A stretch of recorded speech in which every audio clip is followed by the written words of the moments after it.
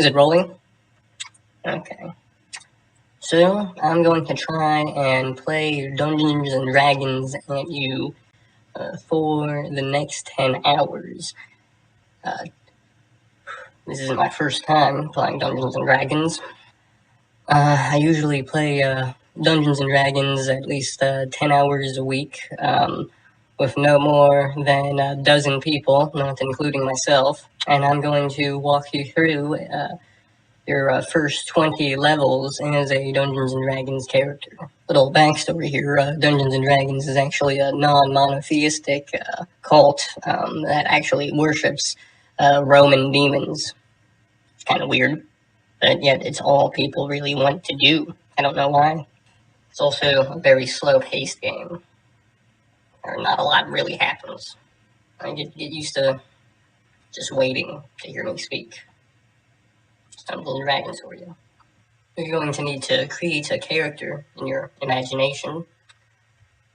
Your choices of, your abilities are whatever you want them to be, For races,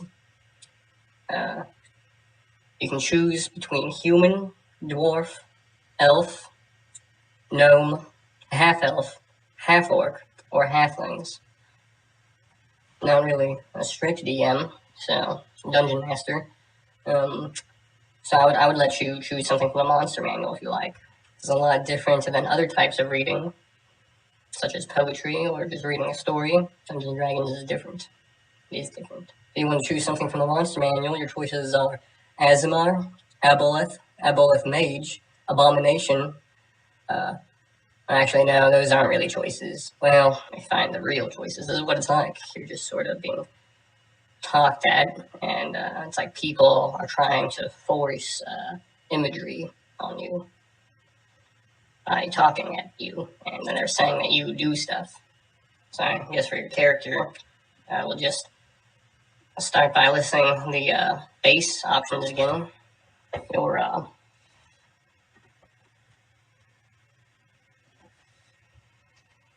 base options are human, dwarf, elf, gnome, halfling, half-orc, or half-elf.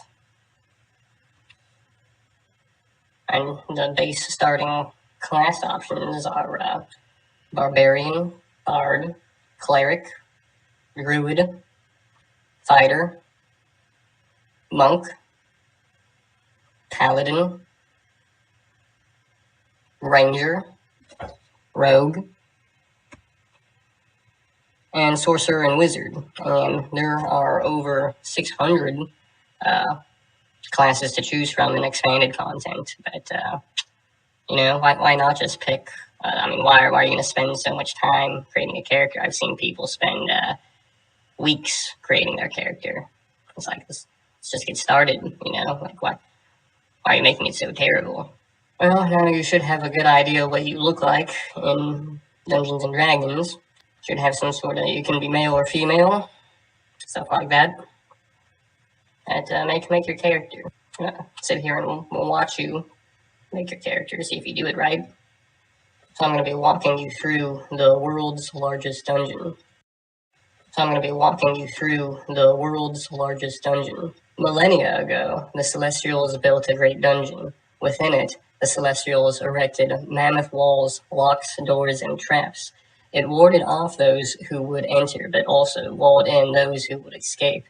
It was a dungeon larger than any ever known.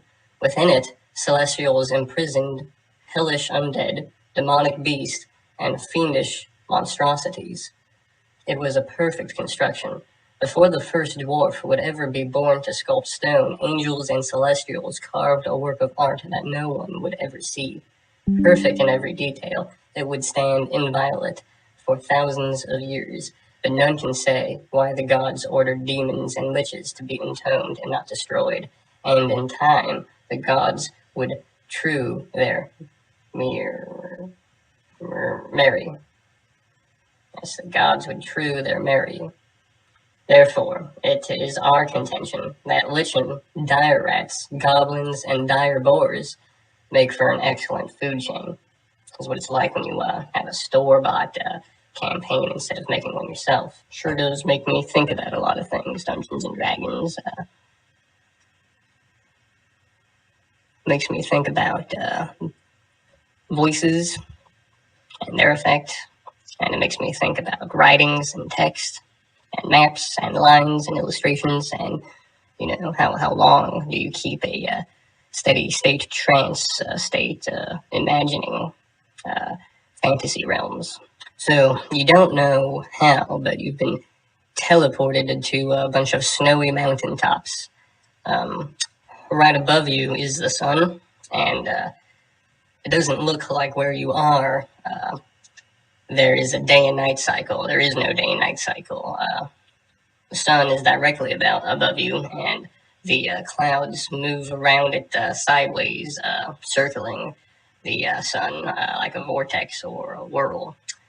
And when you look around the horizon, you see it's mountaintops in all directions, a bunch of snowy mountaintops, and you're on the highest mountain right now. You're climbing the mountain. As you climb the mountain, rocks and debris slow your ascent. Numerous tracks of different creatures ascend the hillside. You slay all the creatures you encounter either by sword or some other melee weapon, or a ranged weapon like a bow or a crossbow, or you use magic to slay them. You see a man dead, the size of a galleon, a big medieval warship. I don't know if they still use that term, galleon. I don't know if I'm saying that right, but I've seen that word used a lot in RTS games. The man is huge, like I said, the size of a galleon. He's already dead, and he is blocking, or no, he's not blocking, he's just next to the entrance to into the mountainside, a giant gate. Or no, actually no, it's just a protruding into it's a cave entrance, is what I meant to say. And I am doing the worst job of playing Dungeons and Dragons at you into the camera. So you search the giant dead man, and he doesn't really have anything on him, but his pockets are filled with a bunch of notes of weird, arcane, maybe not arcane, but runic symbols, hard to describe lines, thousands of pages in his pockets, like an entire library's worth of scribblings, all in his pockets. And you can't make any sense of any of it. The giant man is already dead, and all he had on him was a bunch of scribblings in his pockets. And there's nothing of value. This is actually more fun than I thought it was going to be. I thought we were going to have a bad time, but as it turns out, we seem to be enjoying ourselves. You enter into the tunnels, not afraid of anything you might find. You're level 1 now, but after seeing that giant dead body, all of the adrenaline pumps through you, and you level up. You go to level 2 of your standard generic class that you chose, whether you are male or female, human, elf, dwarf, halfling, gnome, or half-orc, half-elf. That about covers it. Though I would have let you choose anything from the monster manuals, so that you could have just been a monster going through all this, slaying everything.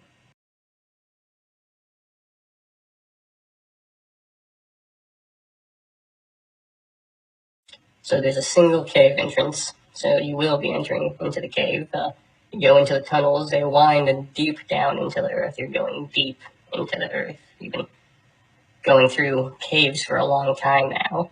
The cave is low and shallow, obviously dug by small, crude hands. Many footprints mark the dirt, and debris litters every corner. In the back of the cave's narrow tunnel, poorly lit, leads deeper. You explore the tunnel more, and it leads deeper. The tunnel winds into the mountain, its ceiling some 6 feet high and 5 feet wide at the widest. After about 100 more feet or so, the tunnel opens into a larger room, cut from stone and built rather than dug. It's obvious that something lives here. You're at a metallic gate, and you open the gate and enter into a large room with a swirling magma lava flow in the middle, or at least that's what it looks like, and there's fire, and you hear screeching noises coming out of it. The lava flow is in the center of the room. The flow of molten rock meanders to the southeast, consuming all it touches. Bubbling up from the flaming river are occasionally pockets of scalding steam, shrieking and moaning, disrupting the earth's quiet. Though the flow is indeed hot, it is bearable, and when you watch the floating bits of rock flare into flame, you can see multitudes of small imp-like creatures playing in the steam, tossing balls of flaming slag at the dancing clouds playing on the fiery river's surface. You walk by the magma flow. You might have noticed that wasn't an ordinary magma flow. That was actually a tear into the elemental plane of fire. You advance 2 levels and are now level 4. Things are getting more serious now.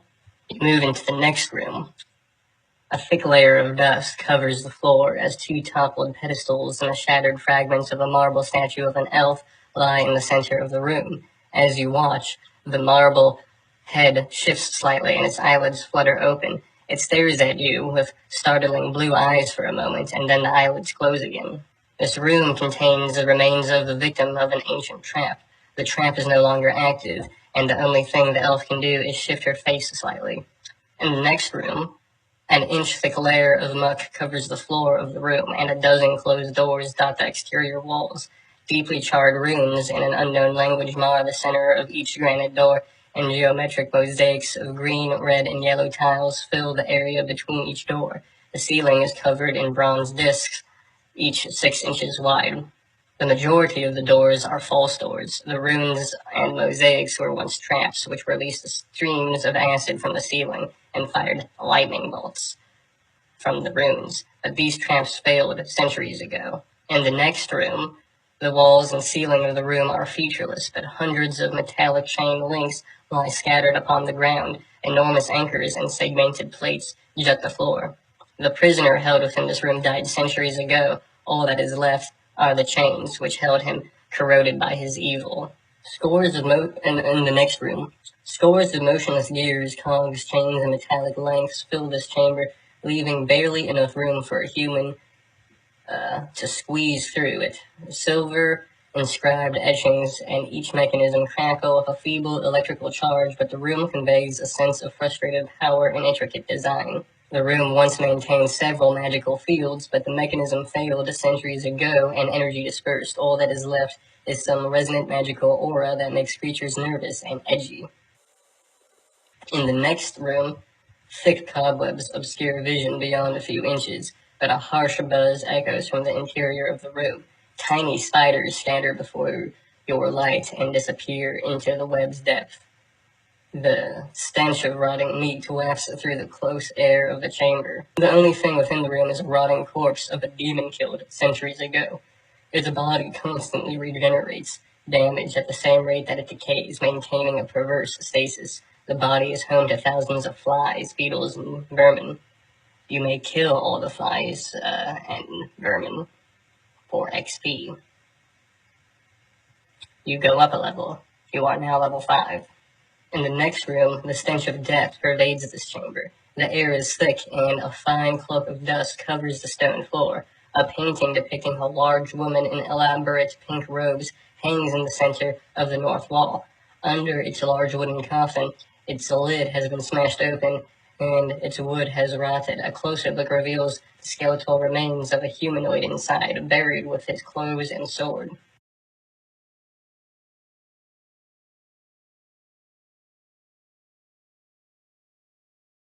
The human comes alive, or the skeleton animates and attacks you. You defend yourself against the undead and slay or destroy the undead creature, gaining some XP. You may put the painting and the sword and shield that the undead was using into your inventory. The remains are those of an orc male who died ages ago. While it's not obvious what he died from, he was buried with his belongings, suggesting he was a man of importance. Treasure in this room. The painting portrays an unknown woman, though not of particularly high quality. It is ancient and thus worth over 100 gold pieces. The clothing is rotted and useless, but the sword is masterwork quality and requires a good cleaning and sharpening. It is possible that the orc was burned with a few other items, including one minor magic item, not a potion. In the next room, this room is devoid of decoration, but its doors are framed by heavy stone structures sculpted with runes and intriguing patterns. These intricate frames are beautifully crafted but otherwise ordinary. The runes are decorative and not of any known language. An angel sculptor fashioned the beautiful door frames of this room, which housed Archon builders when the vast dungeon complex was created. A large stone desk dominates the otherwise empty room. An elaborate candelabrum of tarnished silver sits on the great desk, and three candles dimly illuminate bas reliefs on the walls representing the grotesque faces of demons, gargoyles, and other terrifying creatures. The carvings are so well done that in the half-light they seem real. The bas reliefs in this room were fashioned by celestial builders of the dungeon, adding art to the otherwise dismal surroundings. They represent some of the most fearsome creatures originally imprisoned with the vast complex, as seen by an angelic artist. This place is safe to rest for about 4 hours. If you rest here for more than 4 hours, you'll probably be attacked. You probably rest for more than 4 hours because you're looking for a fight. You have a random encounter, something from the monster manual, and you win. You get XP, but you still don't have enough XP to level up yet, even though you're already level 4 from walking. You've also been gathering enough loot so far that you have about as much loot or treasure as a 3rd level wizard normally would have. In the next room, the blackened remains of a great tapestry hang in the doorway of this chamber. Beyond the ruined tapestry is a dais bearing the massive throne. Both dais and throne are made from the dark gray stone, the same material as the walls of this foreboding place. The walls are darkened by soot, and the faint smell of burnt wood lingers in the air. This room once served as a meeting hall for the angel wardens. Under the leadership of their commanders, the angels discursed ways of improving the security of the dungeon. Demons destroyed this place centuries ago. In the next empty room, through the walls of this shockingly clean room are not exactly mirrored. They glimmer with dim reflections. The floor seems as spotless as the walls and doesn't seem to have accumulated any dust at all. There is a very large, round, invisible table in the center of the room, bolted to the floor. In fact, a physical inspection of the walls or floor proved that the room isn't quite as clean and spotless as it appeared. After spending an hour in the room, you become invisible. As you walk out of the room, you become visible again. In the next empty room, the pale brown walls, ceiling, and floor are covered with some sort of leathery canvas, though no means of attachment can be seen. The air is stagnant, and the odor of sweat is heavy in this room. A small, dark, irregular circle seems to be painted on the floor. At one time, this room was trapped with an incredibly complex and powerful spell, a last line of defense against a particularly nasty inhabitant of this region. The only remnant of the trap is the room itself, made up of the body of the creature that triggered the trap. The dark paint on the floor is actually a blood stain where the floor was once cut. It's only 15 degrees in the room. If you are not dressed properly, you might be shivering, unless you are a monk and have great control over your body. If you are a monk or just have a great fortitude or will save, you have the temperature does not affect you at all. In the next empty room, opposite the massive stone door of this hall is a 10-foot statue of black stone. The effigy represents a humanoid male, thick arms crossed across its a massive chest, though out of place. The statue is surprisingly clean and in good condition. Its pupilless eyes stare eerily at you.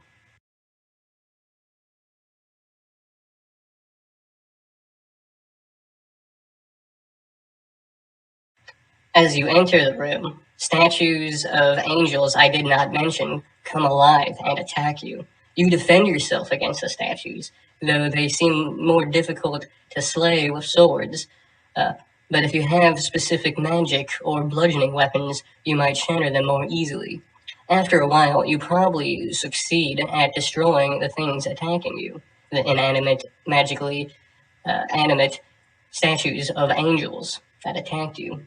You destroy them, and you finally go up to level 5. In the next empty room, a small grove of trees surrounds the stone floor of this room, standing amidst snow-covered benches and a stone ball full of ice. The normal floor tiles of the dungeon give way to a beautiful wintry landscape. As you look up to see the top of a giant fir tree in the corner, the stone ceiling blocks your view. The scenic winter wonderland is real, created by an artist of unsurpassed talent. With several sets of marvelous pigments, the trees, though not alive, are real. The snow and ice are real. Anyone can walk among the trees and kick up some snow. There are no magical illusions in this room, but the walls are painted in such a way to trick the viewer's eye. You believe the room extends for miles, when actually it ends approximately 10 feet past the corner of the walls. You are safe right here. The optical illusion is perfect. You find creatures here, but they are resting. This is a safe place, and no combat happens here. You should be getting comfortable now, so you might want to grab something to snack on while I speak at you. You can't stay at the small grove of trees surrounding the stone floor, standing amidst snow-covered benches and whatnot on the ice. You can't stay at this tranquil place forever. You must depart, otherwise the story would just end with you being in that one room the whole time. So you leave that tranquil room that you felt like you could have stayed there forever. You leave there to continue adventuring in this horrible, celestial-built, millennium-old dungeon. This empty room has a dense fog. It fills the room, obscuring sight and muffling sounds. Footsteps can be heard walking away from the door through the fog. But beyond that, you find yourself completely isolated from the world around you. All the sound in this room is magically dampened past 10 feet. This means that you are venturing more than 10 feet away from each other, lose contact completely until they stumble upon each other again in the fog. The footsteps start and stop every few seconds and eventually lead to a door out of the room. It's almost like some unseen servant helped you get through the fog.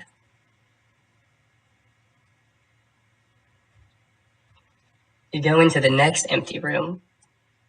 The interior of this room reeks of rotting flesh, and flies buzz loudly in the center of the room. A pile of charred wood is surrounded by 6 humanoid corpses. Another corpse lies on its side, partially leaning against the wall opposite the door. All the bodies are in similar states of decay and have been stripped of everything of value. So there's nothing of value in this room. The corpses are of 6 goblins that got lost in the dungeon and finally settled down here to rest before taking up their wandering again. Unfortunately for the goblins, the fellow on watch fell asleep and the whole group was killed by other inhabitants of the dungeon.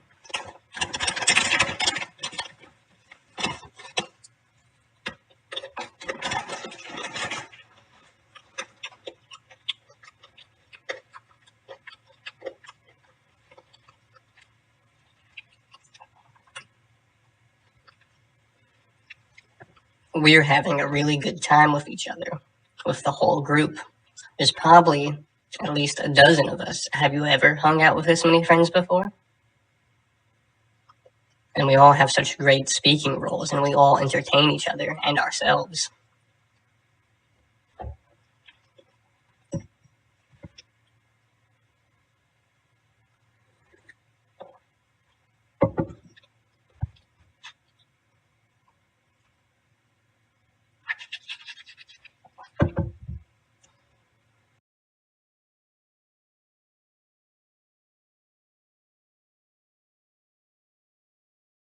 In the next empty room, the door to this room is locked. You can pick the lock, or you can break down the door. Break down the door. You break down the door. At the center of this room is a badly decomposed winged body, lays its arms, legs, and wings cast out to the 4 winds. The body has obviously been the target of violence since its death. The shreds of fine raiment cover the body, but all weapons, armor, and goods have been removed.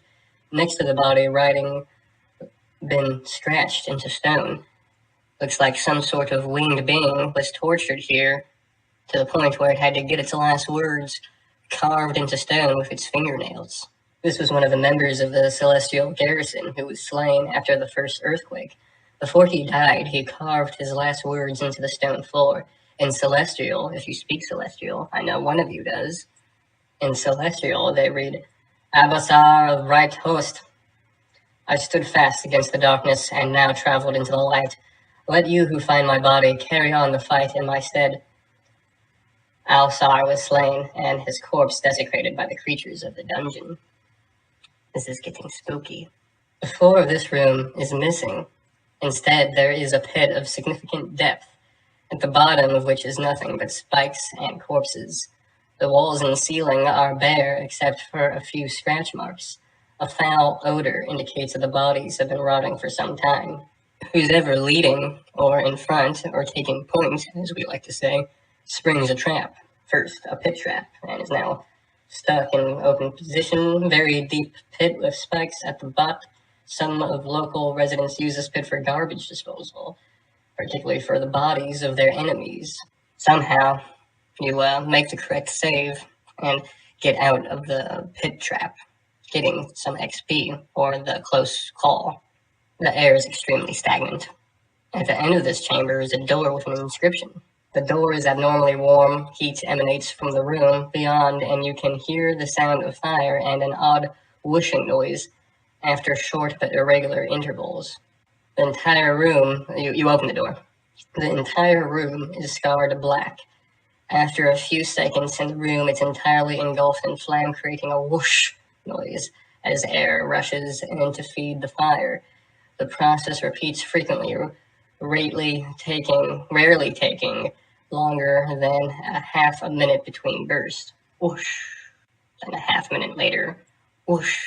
This room contains a fireball trap, but the trigger has malfunctioned, and now the fireball goes off at random intervals every 1d6 rounds. So it's not really scientific, it's random, the whooshing.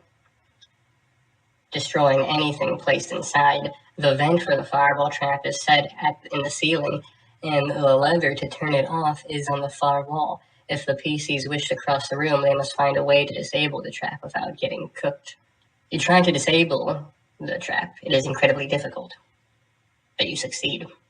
The door to this room has long ago been splintered, and only a few scraps of wood hang from the hinges. The walls of this room are dominated by large wooden bookcases lined with scraps of paper, broken bindings, and other remnants of the impressive library. The bookcases have not fared much better. The entire room is ready to collapse. Once one of the libraries used by the Celestial Garrison, the room has been exposed to damp air of the dungeon and several species of paper-eating insects for the last few centuries. Now its contents are all but destroyed. Any human contact destroys the surviving books in this room, but there are few of those to be found. Most of the books in this room have long ago rotted away, so there is nothing of value in this desecrated library.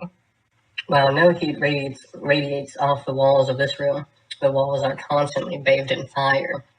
A ring of red and blue flame coats the walls and floors, turning the stone black. The wall of fire is an illusion. You walk through it. It produces no heat and cannot harm you. However, if you believe it's real, it does 2d6 plus 11 damage to you, fire damage, like a real wall of fire would. You see that the walls are clean and the fire hasn't touched anything.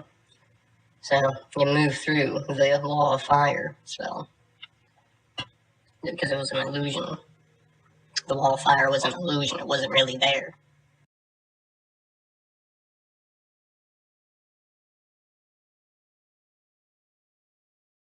In the next room is a vampire tome. Your entrance awakens the vampire. The vampire attacks you. Boss battle. After hours of combat, you eventually get the upper hand on the vampire. You slay the vampire, but it regenerates. You have to find the vampire's weakness to kill it completely, otherwise it'll just keep on coming back to life.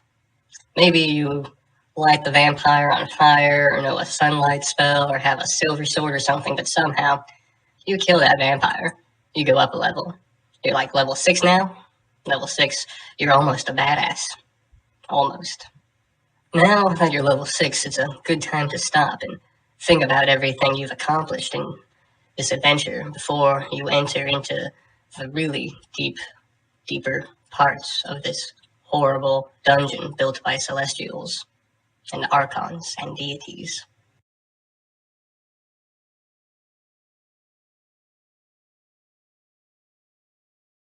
Maybe this is a good place to stop.